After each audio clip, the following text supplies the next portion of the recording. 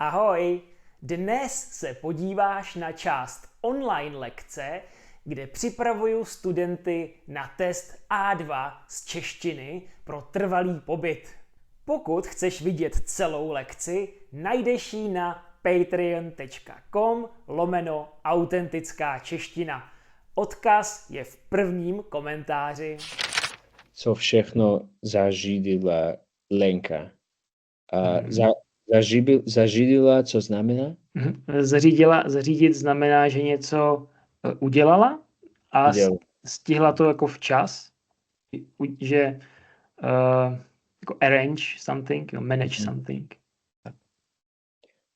V pátek večer Lenka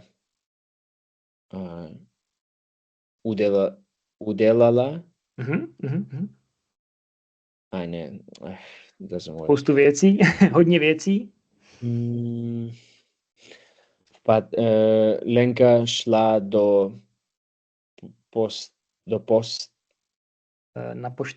na poštu. Tam Lenka I don't know, I can't think of I don't have the vocabulary to explain. Pošta, tam je třeba poslala doporučený dopis. Docela dobrý. Doporučený dopis. Jako recommend. How to say it in English? Recommended letter? Doporučený dopis.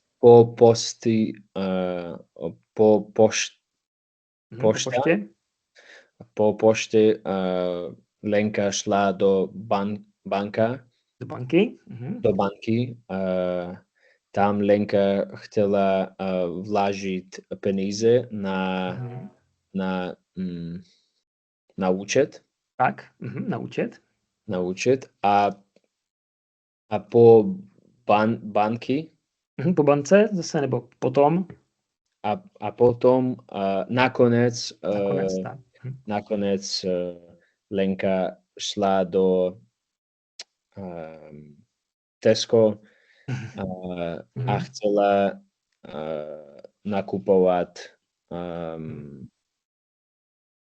nakupovat maso, potraviny.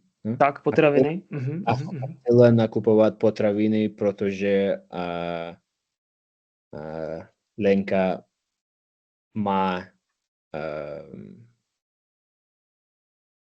rodinu. Nebo dítě. Dítě. Jo.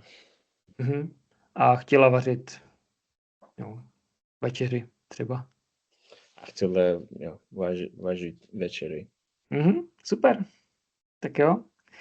Tak ještě zkusíme pár. Tak zkusíme, jaký byl Petrův den. Tak, OK. Petrův den byl hezký. Petr snídal doma.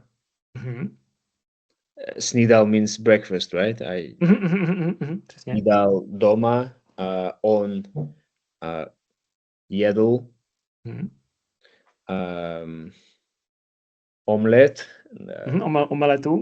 omeletu z ryby. Ryby? OK, může být. I mean smoked salmon. Aha, jo. No, uzený losos, jestli chceš uzený losos. A po snídani Petr šel. Může být šel.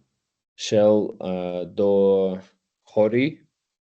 Nebo jel na hory možná, lepší, jel na hory. Jel na hory, protože on chtěl lyžovat. Nakonec po lyžování Petr came back home. Vrátil se do doma, Aha, domů. vrátil se domů. Mhm. Odpočinek means to relax. Tak, přesně. Vrátil se domů a odpočíval. Yeah. Dobře. Jak jsem říkal na začátku, celou lekci najdeš na mém Patreonu. V nejvyšší kategorii se můžeš i zúčastnit takové lekce. Tak neváhej a klikni na tohle tlačítko nebo odkaz v prvním komentáři.